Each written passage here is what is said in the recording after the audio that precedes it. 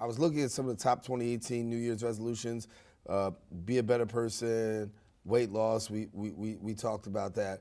But talk to us about burning out here, because a lot of people suffer from burning out, and that just cancels any kind of resolution you want to make. I agree, especially at this time. The holidays can be a wonderful time, but it can be an also very taxing time. You're shopping, you're trying to get things done, you might be traveling. All of a sudden the kids are off school, so you're helping manage them and you're working. So it can, burnout really kind of compounds at this time. So the new year is a perfect time to think about, okay, I feel burnt out. Once you start feeling like that, exhaustion, maybe a little edgy, swirled in with a little anger that you're thinking, where is this even coming from, right? It's burnout. This is what burnout is. So let's put in your goals, make a plan for yourself, write it down in the notes of your phone, in your calendar, wherever, whatever works for you. You really want to make sure that you're going to kind of take this seriously, because when you take care of yourself, everybody wins. But you know when you're not feeling well and you might be edgy, nobody's happy in the situation. Okay, so think about what fulfills me, what fills my cup back up. How can I refill my gas tank? So that might be sleeping in.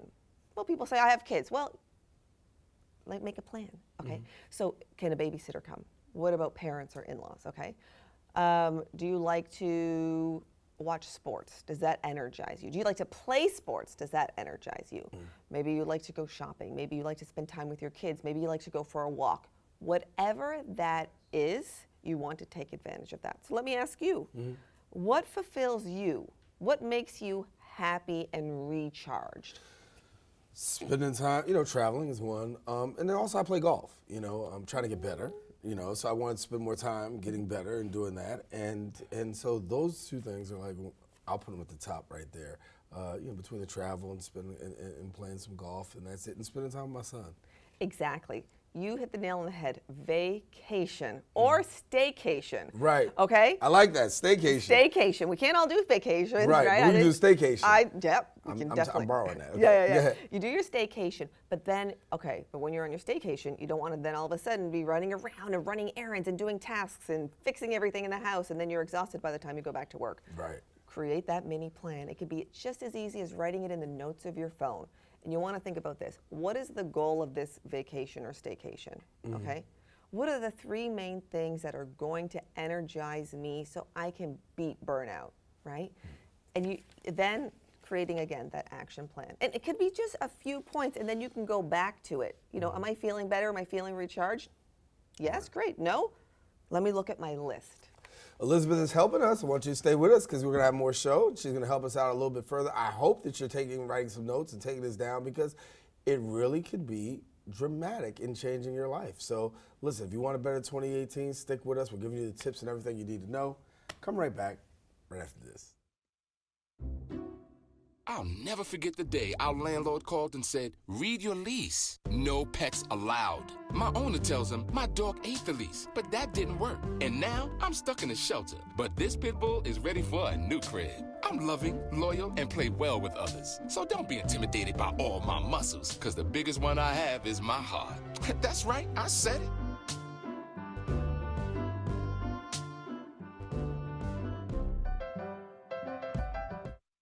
Patriotism. It inspires passionate debate. It's worn like a badge of honor with good reason, because it means love and devotion for one's country. But what really makes up this country of ours? It's the people. To love America is to love all Americans. This year, patriotism shouldn't just be about pride of country. It should be about love. Love beyond age, sexuality, disability, race, religion, and other labels. Because love has no labels. Music is a bridge between the material and the spiritual. As a blind person, you have to be aware that nobody can tell you what you can or can't do. You really have to try things.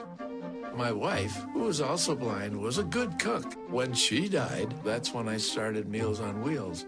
My name is Harvey Lauer. America, let's do lunch. Drop off a hot meal and say hello. Volunteer by donating your lunch break at americaletsdolunch.org. They call me Maxie, but I prefer tripod. I was your above-average four-legged homie, and then wham, bam, minivan. Some people pity me, Now that's lame. I still run, fetch, and swim. And the ladies love me. I'm the ultimate wingman. Just don't ask me to high five.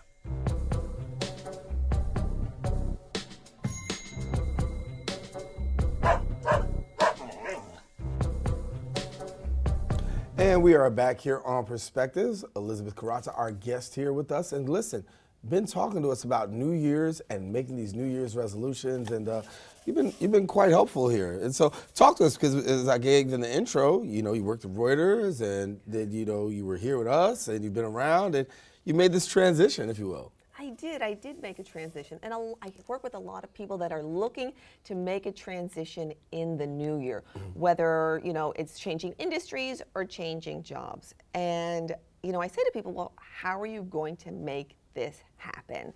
Number one, you want to start networking more and really pinpointing who can help me. Who can help me? Do I need to be more active on LinkedIn? Do I need to go to more industry events? And then you want to craft almost like a little mini elevator pitch, okay? What are your greatest attributes? When you're speaking with somebody and they're in front of you and you feel like they can help me, what can you say in a natural way? How can you weave in a story that makes you look good, so they think, wow, I want to help this person, or wow, I want them to work for me. Right. Yeah. And that's important. That's very important. So give us the advice of, we talked about New Year, checking in throughout the course of the year. How do we do things on a monthly, or how should I be checking them monthly, quarterly? How does it go for evaluation, if you will? That is a great question. It depends on what you feel will be most effective for you. So in the goal document that I recommend people make, it's basically monthly. But if you know that you're somebody that should really be checking in weekly, you want to set that calendar reminder, because we get so busy, life happens. Big things happen, small things happen. You're working, you're with the kids, like life gets crazy. That's why you need to always have your goals and your resolutions visible in order to make it happen. I'll share with you. My resolution for this past year was, once I had my baby, I had a baby in February. Congratulations. Thank you. It was a second baby. I knew I wanted to lose the baby weight because it took a lot longer last time, the child before, because I didn't create a plan. So I created the plan. I had the goals. I set the timeline, okay? I lost 30 pounds. And in the middle of it somewhere, all of a sudden, I was doing Weight Watchers. I had a personal trainer for a short amount of time. I realized that I couldn't go to the gym as much, and I couldn't go to the Weight Watcher meeting. So I changed course. Like we were talking about before, when something's not 100% working, even though I love both of those things, I changed course. So I started another plan. I did the 21-day fix just to lose those last 7 pounds, because I knew I was looking for that exercise plan from home. So when something isn't 100% clicking, because maybe circumstances change course. Changing course is what we're doing. Gotta make things better. 2018, you have to take the proactive steps in order to do that. Elizabeth told us about, making those New Year's resolutions, how to make those resolutions come to life. If you fall and get off the wagon, how to get back up. And then really, listen, sticking to it. And a lot of this is about vision, right? Because it's about seeing the vision, creating the vision, and writing the vision. Exactly. Again, you just hit the nail on the head. What do you want your life to look like in 2018 and beyond? You have the opportunity. It's a fresh year. It's a new start to kind of think about and create the life that you want. You are in charge. You're in control. You can do this. You just have to have the vision. Write that vision down.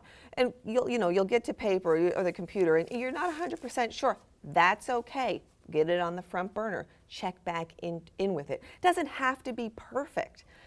These types of goal plans, they can take months, and your goals are a living and breathing document. If something changes in your life, changes, and all of a sudden, like let's say your book, you had planned on April, but all of a sudden, you know what? Something else has taken over, and there's another priority. It's okay. I'm gonna set my deadline for June. I'm gonna give myself a couple more months. Or maybe you feel, or someone feels like they're rushing something, but they don't want to rush at it. It's okay to extend a deadline if that works for you. And also, I was going to lead into about making those adjustments, because sometimes we don't make the adjustments. We just are hard and fast with it. Don't make the adjustments, but you're recommending make the adjustments as time goes on. Oh, yes. You want to always change course if something's not working for you. And sometimes it's hard because we have something in our mind, we have a plan, we feel like we know what we're doing, it's going to happen, and all of a sudden we signed up for a program, or we're working with somebody, or we've done something that it's not a good fit. So don't force the fit when the fit is not working. And I tell people all the time in jobs, because I work with so many people that are so unhappy in their jobs.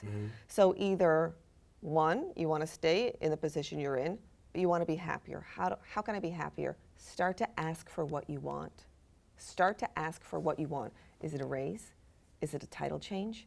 You want to be strategic. Is it the right time? Is my boss in a good mood? Right. Have I listed all the points as to, why I deserve a raise? Remind your boss all the great things you did this past year. You know why? He or she is not going to remember everything, especially they've got their own pressures. They've got their own interests at heart. They might be managing other people. So don't assume that people always remember too. All right. Well, Elizabeth has been here for this whole half hour, giving us everything that you need now. You've had our information at the bottom of the screen. You can see and find out more if you need it for yourself. But hopefully this show has helped you to get the new year off right. And remember, if you want to get the new year off right, you have to start with a vision and then follow the vision all the way through. Elizabeth, thanks for coming by and sharing with us. And got to come back again. I would love to. Absolute pleasure, Daren. All righty, Elizabeth Koraca, our guest in studio. Listen, that about wraps up for this edition of Perspectives.